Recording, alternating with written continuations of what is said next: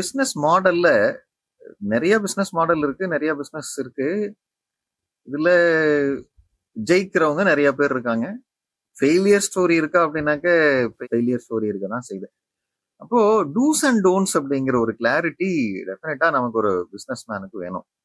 Success ஆகுறதுக்கு business சஸ்டைனபிலிட்டிக்கு வந்து நம்ம என்ன பண்ணனா பிசினஸ் சஸ்டைன் பண்ண முடியும், சக்சஸ் ஆக முடியும் அப்படின்னா, நம்பர் 1 வந்து ஒரு ஸ்டார்ட் அப்பா இருந்தாலும் சரி, எக்ஸிஸ்டிங் கஸ்டமரா இருந்தாலும் சரி, சில கன்சல்டிங்க்கு வந்து எங்கிட்ட அப்ரோச் பண்றவங்க வந்து பாத்தீங்க அப்படின்னா அந்த ஹிஸ்டரி எல்லாம் அனலைஸ் பண்ணி பார்த்தா அதுல ஒரு பெரிய மேஜர் மிஸ்டேக் என்ன பண்றாங்க அப்படின்னா, பிகினிங்ல வந்து பாத்தீங்கன்னா ப்ராடக்டோ சர்வீஸோ டிஃபைன் பண்ணி ஒரு மார்க்கெட்ல பெனிட்ரேட் பண்ணி போறாங்க. ஒரு 2-3 கஸ்டமர்ஸ் இருக்கு. அந்த 2-3 கஸ்டமர்ஸ் வந்து ரிப்பீட்டடா பர்ச்சேஸ் பண்றாங்க. இவங்க வந்து they are trying their level best to offer the better quality, better service, best service அவங்களை சாட்டிஸ்ஃபை பண்ணணும் அப்படிங்கறத கண்டினியூ பண்றாங்க. ஸோ இதை பேஸ் பண்ணி என்ன பண்றாங்க அப்படின்னாக்க ஒரு 2-3 கஸ்டமர் லாயல் கஸ்டமர் ஆயிடுறாங்க. பெர்மனண்டா ரிப்பீட்டடா இவங்க கிட்ட தான் பர்ச்சேஸ் பண்றாங்க. பட் இந்த பிசினஸ் ஓனர் என்ன டிசைட் பண்றாரு, ஒரு சின்ன கண்டென்டட் ஆட்டிடியூட் வந்துட்டு ஓகே ஐ எம் கம்ஃபர்டபிள், ஒரு 3 கஸ்டமர் இருக்காங்க, ரெகுலரா பிசினஸ் வருது, இது போதும் அப்படின்ட்டு ரிப்பீட்டடா நம்ம வந்து ஒரு 2-3 கஸ்டமரை மட்டும் ஃபோக்கஸ் பண்ணி இருக்கிறது வந்து ஒரு மிகப்பெரிய ஒரு ஃபெயிலியருக்கு எடுத்துட்டு போயிடும். பிகாஸ் நீங்க எப்பவாவது இந்த 1 or 2 கஸ்டமர் நோ அப்படின்னு சொல்லல, நம்ம மேஜர் ரெவென்யூ அவங்க கிட்ட இருந்து வந்தது அப்படின்னாக்க that will become a biggest threat for the business success and sustainability. the latest example வந்து சில கம்பெனி, நிறைய கம்பெனி இந்தியால வந்து எக்ஸ்போர்ட் ஓரியன்டட் கம்பெனி இருக்காங்க. அதுல யூஎஸ் மட்டும் டிஃபைன் பண்ணி இருக்கிறவங்களுக்கு வந்து இந்த ரீசன்ட் பாஸ்டா வந்து மிகப்பெரிய ஷாக்கு. ஃபர்ஸ்ட் வந்து 25% டாக்ஸேஷன் வந்து அனௌன்ஸ் பண்ணாங்க. அதுக்கப்புறம் வந்து 50% டாக்ஸேஷன் அப்படிங்கிற போது இன்னைக்கு வந்து பாத்தீங்கன்னா எக்ஸ்போர்ட் அப்படிங்கிறது ஒரு பெரிய ஒரு $1 மில்லியன் கனவாயிருச்சு. ஸோ அந்த பிரைஸ் ரைஸ் அப்படிங்கிறது வந்து ஒரு 50% பிரைஸ் ரைஸ் எல்லாம் வந்து நீங்க எக்ஸிஸ்டிங் காம்படிட்டர் கூட கம்பீட் பண்ணி மார்க்கெட் பண்ணவே முடியாது. இன்னைக்கு லேட்டஸ்டா வந்து திருப்பூர் நேற்று நியூஸ் பாத்தீங்கன்னா கூட திருப்பூர்ல வந்து பின்னலாடை தொழில வந்து பாத்தீங்க அப்படின்னாக்க எக்ஸ்போர்ட் பண்ண முடியாம நிறைய தேக்க நிலை இருக்குது அப்படிங்கிறாங்க. ஸோ ஆல்வேஸ் வந்து நீங்க டூஸ் அப்படிங்கிறது என்னன்னா 1 or 2 கஸ்டமர்ஸ் கிட்ட வந்து இல்லாம நீங்க ஒரு மல்டிபிள் கஸ்டமர் கிட்ட பேஸ் இருக்கிற மாதிரி இருந்தது அப்படின்னாக்க பிசினஸ் சக்சஸ் ஆகும். அதே நேரத்துல வந்து இதுல போதும் அப்படிங்கிற இனாஃப் இஸ் இனாஃப் அப்படிங்கிற ஆட்டிடியூடே இருக்கக்கூடாது.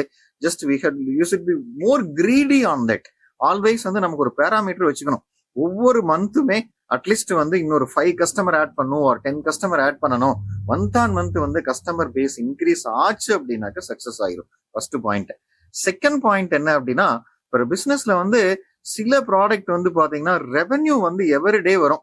அந்த ப்ராடக்ட் வந்து மேபி ஒரு சின்ன சின்ன ப்ராடக்டா இருக்கலாம், இல்ல வந்து எவ்ரிடே சேல்ஸா இருக்கலாம். சில ப்ராடக்ட் வந்து பாத்தீங்க அப்படின்னாக்க அந்த ஹை வேல்யூம் ஐட்டம் இருக்கும்.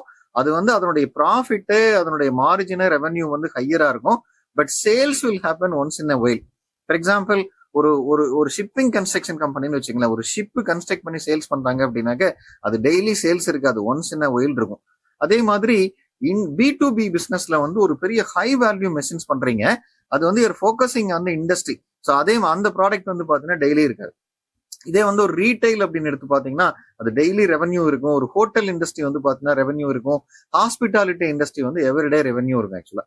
அப்போ ஒரு ஹை வேல்யூம் ப்ராடக்ட் நீங்க மார்க்கெட் பண்றவங்க நீங்க என்ன பிளான் பண்ணணும் அப்படின்னாக்க ஒர்க்கிங் கேபிட்டல் பிளானிங் அப்படிங்கிறது வெரி இம்பார்ட்டன்ட். ஆக்சுவலா revenue will happen once in a while. அதுல ஹியூஜ் அமௌண்டா வரும், பிசினஸுக்கு ஹெல்ப் பண்ணும். பட் அதே நேரத்துல வந்து நம்ம டே டு டே ஆபரேஷன்ஸை வந்து ரன் பண்றதுக்கு டே டு டே பேசிஸ்ல, வீக் ஆன் வீக் பேசிஸ்ல, மந்த் ஆன் மந்த் வந்து பாத்தீங்க அப்படின்னா நம்மளுக்கு எவ்வளவு ஒர்க்கிங் கேபிட்டல் வேணும் அப்படிங்கிற டிசைட் பண்ணிட்டு அட்லீஸ்ட் வந்து ஒரு 6 months to 1 year அந்த ஒர்க்கிங் கேபிட்டல் சஸ்டைன் பண்ற அளவுக்கு இருந்ததுன்னா அது வந்து நம்ம சக்சஸ் பினான்சியல் ட்ரபிள் வந்துடாது.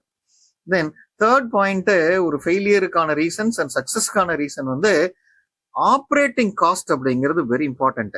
ஃபார் எக்ஸாம்பிள் சில பிசினஸ் மாடல் வந்து எடுத்தீங்க அப்படின்னா, நீங்க ஒரு ஏர்லைன்ஸ் ஆப்ரேட் பண்றீங்கன்னு வச்சுங்களேன். அந்த நீங்க ஏர்லைன்ஸ் ஆப்ரேட் பண்ணீங்கன்னா அதோட ஆப்ரேட்டிங் காஸ்ட் வந்து பாத்தீங்கன்னா சம்திங் என்ன சொல்றது, நம்ம இமேஜின் பண்ணி பார்க்க முடியாத அளவுக்கு இருக்கும். இப்போ நம்ம சூஸ் பண்ற பிசினஸ் ஒரு ஸ்டார்ட் அப்பா இருந்தாலும் சரி, எக்ஸிஸ்டிங் பிசினஸ் ஓனரா இருந்தாலும் சரி, ஆப்ரேட்டிங் காஸ்ட் வந்து நீங்க லெஸ்ஸா இருக்கிற மாதிரி பிசினஸ் மாடல ஆரம்ப காலகட்டத்தில் எடுத்தீங்கன்னா சக்சஸ் ஆகும். நான் வந்து பெரிய பிசினஸ் தான் சொல்லலைங்க. I did not say that you did not enter. But அது எப்படி என்டர் பண்ணலாம் அப்படின்னாக்க, ஒரு 20 years 30 years பிசினஸ்ல இருக்கிறீங்க, ஒரு பெரிய கார்பரேட் என்டிட்டியா மாறிடுச்சு, உங்களுடைய வெல்த் எனார்மஸ் ஆயிருச்சு, டிஸ்போசபிள் இன்கம் ரெவன்யூ வந்து எனார்மஸா இருக்கு அப்படின்னாக்க, ஸோ அந்த நேரத்துல நீங்க என்ன சொல்றதுன்னா ஒரு ஹை ஆப்ரேட்டிங் பிசினஸ் இருக்கிற மாதிரி போகலாம். ஆரம்ப காலகட்டத்துல லோ ஆப்ரேட்டிங் மார்ஜின் இருக்கிற மாதிரி பிசினஸ் போனீங்க அப்படின்னாக்க நீங்க சேலஞ்சஸ் இருக்காது. நம்பர் 3. எட் அனதர் சேலஞ்சிங் பாயிண்ட் அப்படிங்கிறது பிசினஸ்ல வந்து எக்ஸ்பெக்டிங் அன்எக்ஸ்பெக்டட் அப்படிம்பாங்க. ஈவன் ஒரு எக்கனாமிக் என்விரான்மெண்ட்ல இருந்தாலும் சரி, ஒரு பொலிட்டிக்கல்ல இருந்தாலும் சரி, ஒரு நேச்சுரலா இருந்தாலும் சரி, நம்ம nobody can predict what will happen tomorrow அப்படின்ட்டு அதுல இந்த கண்டிஞ்சன்சி மேனேஜ்மெண்ட் அப்படிங்கிற ஒரு கான்செப்ட் சொல்லுவாங்க. கண்டிஞ்சன்சினா may or may not arise அப்படின்னு சொல்றது. இப்போ ஃபினான்ஸ்ல வந்து ஃபினான்சியல் சக்சஸ் வந்து always leads for the business success. இப்போ கண்டிஞ்சன்சி ஃபண்ட் அப்படிங்கிற ஒரு ஃபண்டை வந்து நீங்க எல்லாரும் கிரியேட் பண்ணணும், ஆல் பிசினஸ் பீப்புள். கண்டிஞ்சன்சி ஃபண்ட் அப்படின்னா நமக்கு இந்த மந்த்லி ரெவென்யூல வந்து ஒரு ஃபண்டை எடுத்துட்டு வந்து ஒரு சின்ன போர்ஷன் ஆக்சுவலா எடுத்து ஒரு பேங்க் அக்கௌண்ட்டோ இதுலயோ வந்து பாத்தீங்கன்னா ஒரு கிரியேட் பண்ணி வச்சிருக்கணும். இந்த ஃபண்ட் எதுக்கு அப்படின்னா ஒரு பிசினஸ்ல நீங்க எனி பிசினஸ்ல டெஃபினட்டா ஒரு அன்எக்ஸ்பெக்டட் கிரைசஸ் அப்படின்ட்டு வரும். அந்த அன்எக்ஸ்பெக்டட் கிரைசஸ்ல வந்து சேல்ஸே இருக்காது, சேல்ஸ் ரொம்ப புவரா இருக்கும். இல்லைன்னா ஒரு பெரிய ஃபண்ட் வந்து அந்த பிசினஸை ரீடிஃபைன் பண்றதுக்கு தேவைப்படலாம். ஸோ அந்த நேரத்துல இந்த கண்டிஞ்சன்சி பிசினஸ் வந்து கண்டினியூஸா ஆப்ரேட் பண்றதுக்கு ஹெல்ப் ஆகும். இப்போ ஒரு காலத்துல வந்து business before globalization, after globalization அப்படின்னு சொல்லிட்டு இருந்த நம்ம வந்து இப்ப business before COVID and after COVID அப்படின்னு சொல்றோம். அந்த கோவிட் அப்போ காணாம போன பிசினஸ் எல்லாமே வந்து இந்த கண்டிஞ்சன்சி ஃபண்ட் இல்லாத பிசினஸ் எல்லாமே காணாம போச்சு. கண்டிஞ்சன்சி ஃபண்ட், கேஷ் ரிசர்வ் இருக்கிற பிசினஸ் எல்லாமே இன்னைக்கு ரொம்ப ஒரு சக்சஸ்ஃபுல்லா இருக்கு. தென் எட் அனதர் இம்பார்ட்டன்ட் குவாலிட்டி வந்து பாத்தீங்க அப்படின்னா ஒரு சக்சஸ்ஃபுல்லான பிராண்ட் வந்து அவங்க என்ன பண்ணிட்டு இருப்பாங்களா, கண்டினியூஸா லேர்ன் பண்ணிட்டு இருப்பாங்க அப்படின்னு சொல்றாங்க. கண்டினியூஸா லேர்னிங் அப்படின்னா ஈவன் நான் வந்து நேத்து சாட் ஜிபிடில வந்து ஒரு இன்ஃபர்மேஷன்ஸ் ப்ரௌஸ் பண்ணிட்டு இருந்தேன். அப்ப வந்து என்ன சொல்றது, லாஸ்ட் வீக் ஒரு மாதிரி ஒரு இன்புட் கொடுத்தது. நேத்து வந்து ஒரு கண்டென்ட்டை ப்ராம்ப்ட் பண்ணி கிரியேட் பண்ணி பார்த்துட்டு இருக்கும்போது அது ஒரு கொஸ்டின் கேக்குது. இந்த ஒரு நியூ மாடலை சஜஸ்ட் பண்ணுது. அதுல கேக்குது, இந்த மாடல் ஓகேவா, are you comfortable, yes or no options. அப்ப அதை என்ன பண்றாங்க அப்படின்னாக்க they are continuously learning from that market, right? இது வந்து ஒரு one of the important and powerful quality for the success, right? நம்ம ஒரு கண்டென்டட் ஆட்டிடியூட் வந்து நம்மளே டிசைட் பண்ணிக்கிறது. நம்ம ப்ராடக்ட்டை வந்து நம்ம டிசைட் பண்ணி கொடுக்குற ப்ராடக்ட் வந்து கஸ்டமர் சாட்டிஸ்ஃபை தான் ஆகும் அப்படின்ற அசம்ஷன்ஸ் இல்லாம கண்டினியூஸா அவங்களுடைய ஃபீட்பேக்ஸை, கன்வீனியன்ஸை கேட்டு ப்ராடக்ட்டை டிசைன் பண்ணீங்கன்னா சக்சஸ் ஆகும். தென் இன்னொரு பொதுவா ஒரு இருக்கிற ஆட்டிடியூட் வந்து பாத்தீங்கன்னா ஒரு இன்ஸ்டன்ட் சக்சஸ். ஒரு பிசினஸ் ஆரம்பிச்ச உடனே வந்து இன்ஸ்டன்டா சக்சஸ் ஆகணும். அதே நேரத்துல ஒரு மேசிவ் எக்ஸ்பான்ஷன் ஆகிட்டு இந்தியா ஃபுல்லா எடுத்துட்டு போகணும் அப்படிங்கிறது. இது ஒரு திங்கிங் பிக் அப்படிங்கிறது குட் தான், பட் அந்த ஸ்லோ அண்ட் ஸ்டெடி தான் வந்து ஆல்வேஸ் குட். அதுல சுபிக்ஷா டிபார்ட்மெண்டல் ஸ்டோர் அப்படின்ட்டு ஒண்ணு இருந்தது. ஏர்லி ஸ்டேஜஸ்லயே வந்து அண்டர் ஒன் ரூஃப்ல வந்து எல்லா ப்ராடக்டையும் ஒரே மாடல்ல எடுத்துட்டு வந்தாரு. பட் ரொம்ப சக்சஸ்ஃபுல்லா ஆரம்ப காலகட்டத்துல போச்சு. நீட்டா அடுக்கி வச்சிருந்தாங்க. பர்ச்சேஸ் பண்றதுக்கு எல்லா கன்வீனியன்ட் இருந்தது. பட் மெடிக்கல் ப்ராடக்ட்ல இருந்து எல்லாமே இருந்தது. பட் எங்க ஒரு ஃபெயிலியர் ஆச்சு அப்படின்னா ஒரு ரேபிட் எக்ஸ்பான்ஷன் போகையில வந்து பாத்தீங்கன்னா அந்த கேஷ் ஃப்ளோ ப்ராப்ளம் ஆயிட்டு அது ஒரு பெரிய மேசிவ் ஃபெயிலியர் ஆயிடுச்சு. ஈவன் தோ இப்ப வந்து அந்த மாடல்லாம் சக்சஸ் ஆனாலுமே அந்த ரேபிட் எக்ஸ்பான்ஷன் வந்து always it is not acceptable. Slow and ஸ்டெடியா போனீங்கன்னா சக்சஸ் ஆகும்.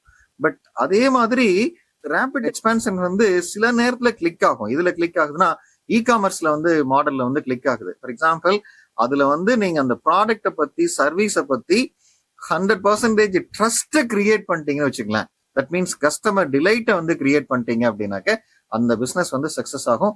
நீங்க அமேசான் அண்ட் பிளிப்கார்ட் தான் வந்து எக்ஸாம்பிள், ரைட்?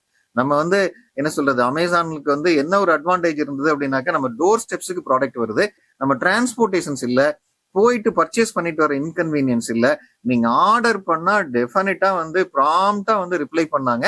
தென் கஸ்டமர் கேர் வந்து ரொம்ப ஸ்ட்ராங்கா இருந்தது. ஏதாவது சேலஞ்சஸ் இருந்ததுனால ப்ராடக்ட் டிஃபெக்டிவ் ப்ராடக்ட்ஸ் எடுத்துட்டாங்க. ஏதாவது வேற ப்ராடக்ட்டை டெலிவரி பண்ணியிருந்தாலும் அதை ரீப்ளேஸ் பண்ணி கொடுத்ததுனால ட்ரஸ்ட் கிரியேட் ஆகி என்னாச்சு அப்படின்னாக்க அந்த ப்ராடக்ட்டை அந்த பிராண்ட் அந்த மாடலை வந்து சக்சஸ்ஃபுல்லா கிரியேட் ஆச்சு. அப்போ இன்ஸ்டன்டா வந்து சக்சஸ் ஆகாம ஸ்லோ அண்ட் ஸ்டெடியா வந்து திங்க் பண்ணீங்கன்னா இட் இஸ் ஆல் ரைட். அதே நேரத்துல வந்து நீங்க வந்து ஒரு டெஸ்ட்டை கிரியேட் பண்ணிட்டீங்க அப்படின்னாக்க ஒரு மேசிவ் சக்சஸுக்கு ஹெல்ப் பண்ணுவார். மார்க்கெட்டிங் அப்படிங்கறதான் பிசினஸ் உடைய சக்சஸுக்கே ஒரு டிட்டர்மினண்டா இருந்தது. அதுல வந்து ரிப்பீட்டட் கஸ்டமர், நமக்கு வந்து ஒரு பெரிய லாயல் கஸ்டமர் பேஸ் கிரியேட் ஆகணும். இந்த லாயல் கஸ்டமர் பேஸ் அப்படின்னாக்க ஈவன் ஒரு கிரிட்டிக்கல் சமயத்துல கூட ரிப்பீட்டடா நம்ம கஸ்டமர் வந்து நமக்கு பர்ச்சேஸ் பண்றாங்க. ஈவன் ஒரு பெரிய எக்கனாமிக் ஸ்லோ டவுன் ஆகுது, ஒரு பொலிட்டிக்கல் கிரைசிஸ் இருக்கு, இல்ல ஒரு பெரிய ஒரு நேச்சுரல் கலாமிட்டி த்ரெட் இருக்கு, இல்ல கூட பீப்புள் வந்து அந்த ப்ராடக்ட்டுக்கு நமக்கு அந்த பிராண்டுக்கு திரும்ப திரும்ப வர்றாங்க. அந்த மாதிரி ஒரு லாயல் பேஸ வந்து கிரியேட் பண்ணணும் அப்படின்னாக்க நமக்கு ஒரு பெரிய ஒரு சக்சஸ்ஃபுல் மாடலா அந்த பிசினஸ் கன்வெர்ட் பண்ண முடியும். ஸோ அதுக்கு வந்து நம்ம ஒரு பிசினஸ் ஓனரோ இல்ல ஒரு மார்க்கெட்டிங்ல வந்து நம்ம ஃபோக்கஸ் பண்ண வேண்டிய ஏரியா வந்து கண்டினியூஸா ரீடிஃபைன் பண்ணி பெட்டர் குவாலிட்டி எல்லாமே கொடுக்கறது மட்டும் இல்லாம அதை வந்து ஒரு கஸ்டமர் சாட்டிஸ்ஃபேக்ஷன் அப்படிங்கிறத தாண்டி நீங்க கஸ்டமர் டிலைட் அப்படிங்கிற பாயிண்ட்டுக்கு மூவ் பண்ணா சக்சஸ் ஆகிடலாம். கஸ்டமர் சாட்டிஸ்ஃபேக்ஷன் அப்படிங்கிறது என்னன்னா, ஒரு டைம் அந்த ப்ராடக்ட்டை நம்ம வந்து சர்வ் பண்ணுவோம். அந்த ப்ராடக்ட்டை வந்து அந்த கஸ்டமர்ஸ் ஆர் ஹாப்பி அப்படின்னாக்க அதுதான் அதோட அந்த மார்க்கெட்டிங்ல முடிஞ்சுது, அந்த கஸ்டமர் சாட்டிஸ்ஃபேக்ஷன்ல. பட் இப்போ வந்து சக்சஸ்ஃபுல்லா இருக்கிற கம்பெனி என்ன அப்படின்னாங்க, ஒவ்வொரு டைம் வந்து அந்த கஸ்டமர் வந்து நமக்கு ஷோரூமுக்கு வரையிலையோ, அந்த ப்ராடக்ட்டை பர்ச்சேஸ் பண்ண வரையிலையோ, they're excited with the new product and new development. So அதனால என்ன ஆகுது அப்படின்னாக்கா, அவங்க ரிப்பீட்டடா அந்த ப்ராடக்ட்டை வந்து அந்த பிராண்டை வந்து again and again they are purchasing and get delighted. Then they will become the word of mouth for our company. And ஒரு ரிப்பீட்டட் பர்ச்சேஸ் இருக்கிறதுனால ஸோ நம்முடைய சேல்ஸ் இம்ப்ரூவ் ஆகுது, பிஸ்னஸ் இம்ப்ரூவ் ஆகுது. So this is a base for a business growth. இதே மாதிரி நிறைய input எடுத்து strategy identify பண்ணி பிஸ்னஸை ஸ்கேல் அப் பண்ணி எடுத்துகிட்டு போனோம் அப்படின்னா இந்த சேனலை சப்ஸ்கிரைப் பண்ணுங்கள்.